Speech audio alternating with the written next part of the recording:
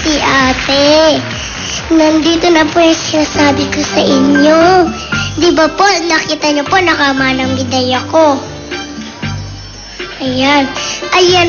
Ito po mga Darbricas, ang makakasama ko po ngayon. Matagal ko na siyang gustong maging guest. Tapos nung nakita ko, siya yung magiging guest ko bukas. Natuwa po ako kasi pinapanood ko siya. Tapos magaling daw po siya ng artista. Hinahangaan daw po yan simula dati pa. Palakpakan po natin si Tita Gloria Romero. Morning po. Good morning! Hello, hello! Lovercats, andito na naman ako. Kumusta kayong lahat? Dito po tayo. Thank you. Ingat lang po. Thank you. Pasensya na po sa bahay ko. Maraming hagdanan. Po kayo. Hi, Tita Gloria. Hello, how Good are you, morning Raisa? po. Good morning. Alam niyo po, Yes? nung nalaman ko po kayo ang guest ko, tuwang-tuwa po ako. Ay, di lalo naman ako nung sinabing pupunta ako, dadalawin kita. Hindi ako nakatulog kagabi. Excited ako. Talaga po, hindi kayo nakatulog. No, pero naku, tuwa po- ako sa'yo, Iha. Salamat po. Fan ako. Ay, salamat po. Ako din po. Fan niyo po ako. Wow, Lagi ko po kayo napapanood eh. Nung kasama po kayo na ate Heart, tsaka, ay hindi, ate Lovey. Alam mo, kanina pinapanood kita doon sa backstage. Sumayaw sila. Ang cute. Thank you very much, Iha, sa aking pag-guest ngayong araw na to. Okay? Thank you din po at pinayagan niyo kaming mag-guest ha. Alam niyo po, Ano po yun? Tita Gloria, Yes. lagi ko Pwede po ba kayo... Lola na lang? Lola po? Lola Gloria. Ang Okay? bata-bata niyo po eh. Kasi naman talaga, baby ka pa. Ako matanda na. Lola, sabihin mo. Lola Gloria. Magkasing edad lang po tayo. Ilang taon na po ba kayo? Okay, ganito na lang. Ilang taong ka? 80 po. Hi! My God! Magkasikat pala tayo. Ito po, 8 lang. Kaya Pero sabi 8. po ni Bossing, 80 na raw ako. Hindi, ganito yon 8, di ba? Dagdagan mo ng 1 0. 80, di ba? Tama? Oh. Yes. Alam niyo po, Tita Gloria, Lola. Lola Gloria, Yes. lagi ko po kayo nakikita dito sa baba. Sa Broadway po. Parang nag-grocery po kayo. Ay, oo, madalas ako dyan. Gustong-gusto kong pumunta Kaya dito nga po, eh. magpa-picture sa inyo eh. Kasi mukhang busy po kayo.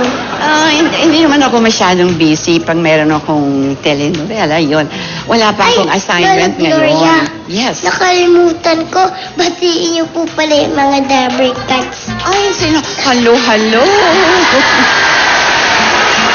Mahal na mahal ko kayong lahat. Kasi hanggang ngayon, kayo ay nagmamahal din sa akin kasi yung mga telenovela ko. I love you all. love you. Ay, Foreigner po ba kayo? ako. Foreigner. Ganito yan. My father is a Amerikano Filipino. po? Hindi. Ang nanay ko, Spanish-American. Half-half. Pero ang tatay ko, Pinoy. Pusong Pinoy po Eh, kayo. siyempre. Alam mo, Iha, pinanganak ako sa Amerika. Sa Denver, Colorado. Tapos, dinala kami dito ng tatay ko para magbakasyon. Para makita namin yung aming lolo at lola. Yung tatay ko, sabi niya, 1 year lang daw kami na magbabakasyon. Tumagal, Opo. lagi siyang humihirit ng isa pa. Nagkagera. 4 years old lang ako noon eh. Hindi na kami nakabalik kasi wala na kami madaanan. Yun ang nangyari. Bakasyon pa rin po kayo ngayon. Simula po Naman. nung... Cute. Simula po, 4 years old, hanggang ngayon po, magbabakasyon pa rin kayo. Correct. Ang bakasyon, permanent resident na ako dito sa Philippines. Oo. Alam niyo po, may nakikita po dati pag sumasakay ako ng LRT, yung poster niyo po, nakalagay, ang ganda ng lola mo. Ah, ang ganda ng Ricky Reyes yun, di ba? Oo. Thank you, napaka-cute niya, hindi ho ba? Sino bang hindi hahanga sa batang ko? Naluloko lahat ang tao sa iyo eh. Payakap nga ako. Love you. Ano, mayroon ka pang gustong itanong sa Meron akin? po kami picture dito. Parang hindi naman kayo lola. Ay, sige, Ito sige po. nga, tingnan ko nga asan yung picture na yan. Ayan po. Asan? Tada! Oh, ay, Diyos mio, baby pa ako Ang dyan. ganda ng lola mo, no? Ano po yan? Saan po yan? Natatandaan ko pa yan during my Sampaguita days yan. Nung ginagawa ko yung hindi basta-basta. Kasama ko noon, Hindi hindi basta. mo naman kilala, yung si Rick Rodrigo. Siguro marami dyan nakakaalam kung sino si Rick Rodrigo, di ba? Ang popogi. Tagal na yun. Ka-love team niyo po? Hmm? Love team niyo Ang po? kalab team ko si Rick Rodrigo at saka si Luis Gonzalez. Pero wala na sila. Nasa langit na sila ngayon. Oh, Yes. nami-miss niyo po Ay, sila. naku, sobra-sobra. Kasi nung nag-start ako sa pelikula, sabihin ko sa'yo, I was 16 years old. 16 lang po kayo? Oo, nag-extra muna ako. Siswerte niyo Extra ngayon po kasi kayo sikat kayo nagsimula? kagad. Oo, 16. Tapos, magsi-64 na ako bilang artista ngayon. Eh, 16, that's 64, that's 80 years old. Ako po, mga ano pa lang po eh. Dalawa pa lang. 2 taon pa lang. Ay, naku, aabot ka rin ng 100 years old. Kasi maraming nagmamahal sa'yo eh. Talaga po, mga Damercats. Gusto niyo po akong makita pag 100 years old na ako? Promise yun, ha? Salamat po. Lola Gloria. Yes. Gusto niyo po ba yung damit ko? Ay, ang ganda nga. Kasi Ganyan- ako ganyan lang ang po suot si- ko noon. Kasi po ako daw si Manang Biday. Yes. Alam mo, kanyan, ginawa ko yung dalagang Ilocana, yan ang role ko. Ang haba-haba ng tabako ko, ganyan. Kayo po talaga si Manang Biday? Well, actually, I speak a little Ilocano, pero Pangasinan talaga ako. Araw-rawi sa Pangasinan, di manad mabini. Oo. Pangasinan po. Ang ibig sabihin- Ano pong salita doon? Pangasinan, Pangasinense. Doon ako lumaki sa Mabini, Pangasinan. Malapit yun sa 100 Islands. Marunong po kayo magsalita ng Of Pangasinan? course. Halimbawa, sasabihin ko sa'yo sa Tagalog, anong pangalan mo? Sa Ilocano, anya tinagan mo. Sa Pangasinan, anto Ano po yan? sungaran mo. Anong Anya, anya ti, ti ngalan mo. ngalan mo? Yan, Ilocano. Anya tingalan mo? Ang Correct. alam ko lang po kasi Kapampangan. Ganito po, oh. Nanong lagyo mo? Ay, ang ganda, di ba? Ano yung ibig sabihin? Ibig sabihin po, anong pangalan po? Ay, ganun ba yun? Okay, okay. Kanya-kanyang ano yan, di ba? Kasalita. Meron ka pa Ano bang lang gusto po malaman kami? sa akin? Paano po ba kayo naging artista? Nagpunta ako sa Bata Sampaguita pa lang po Pictures. 16. Tapos sabi ko, pwede ba akong mag-extra dito sa inyo? Sabi sa akin nung may-ari ng Sampaguita, si Mrs. Dolores Vera, ay iha, marami na kaming artista dito, pero mag-extra ka muna. So nag-extra ako doon. Nagsimula lang po Yes, kayo mga extra. dumadaan-daan lang Ay, po. correct. Yes. Kunyari, kayo po, nag-acting. Aha. Nag-extra na, tapos ako po yung extra. Ganun lang po. Tama. O kaya kuminsan merong kamukha yung ginawa naming Bernardo Carpio. Cesar Ramirez yun eh. Ay, ang lakas-lakas niya.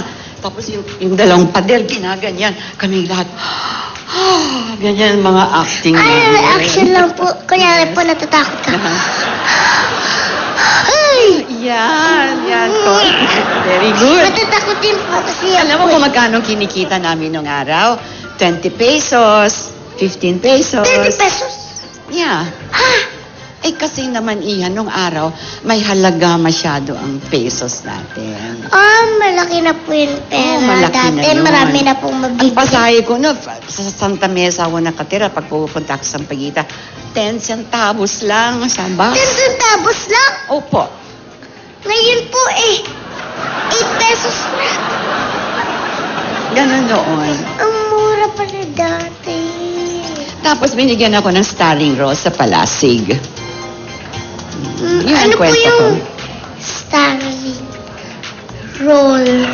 Yun ang Palasig ang title. Unang movie po yun.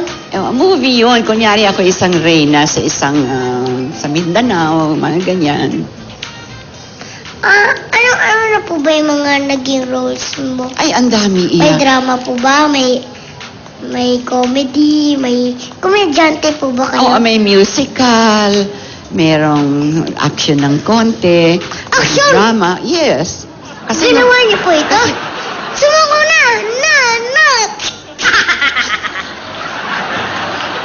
Sumuko ka na! Ha! Sambal ka! Nagganon po kayo? Ay, oo. Alam mo, Talaga po? yes, nung ginawa ko yun, Manang Biday sa Ilocos, nakasakay ako sa kabayo. Kasi matapang ako doon ako may-ari ng hacienda. Marami akong alaga doon. Tapos, meron akong lagi, baril dito, yung nakasubit sa akin. Pag tamad-tamad Alam ko sila, ba, nilalabas ko yun, ginaganong ko sila talaga. Nakakatakot. At nag-aral ako mga bayo. Galing-galing ko mag-horseback riding. Lala Gloria. Artista rin po ba yung asawa niyo? Ay, ang artista ko, si Juancho Gutierrez. Artista din. Artista din po Mhm. yung mga anak niyo po. Anak niyo po. Ang anak ko isa lang, si Marites Gutierrez. At meron akong isang apo, si Christopher. Yes. Napanood ko po yung commercial niyo. Yes. Yun po yun, di ba? Ayun yun. Ay, teka muna. Baka sakaling, meron ka bang gustong i-request sa kanila? Alam mo, mga chef sila eh. Chef po yes, sila? yes. Gusto Anong gusto mong ko rin kainin? po maging chef. Gusto mo rin? Pwede po ba magpaturo sa kanila? Teka muna. Magluto. I-request natin kasi alam mo, nandito sila. Alam ko eh. Sabi manonood daw sila. Saan kaya sila nandun? Andun po yata, oh. Ay, ayun! Oy, Ayun! Hello! Hi po! Pwede po ba akong magpaturo sa kanila magluto? Ay, Marites, Christopher, nag-request si Raisa, ha? Ipagluto mo daw sila, pwede? Sure. Sure. Halina kayo. Akyat na kayo. Ayan, pero sige po. Pero pwede po ba mag-commercial muna? Ay, sige. Okay lang. Sandali lang po. Okay. Mga Dabber Cats, sa pababalik po namin, tuturuan po nila akong magluto ng paborito kong pagkain. Diyan lang po kayo. Dito lang po ako.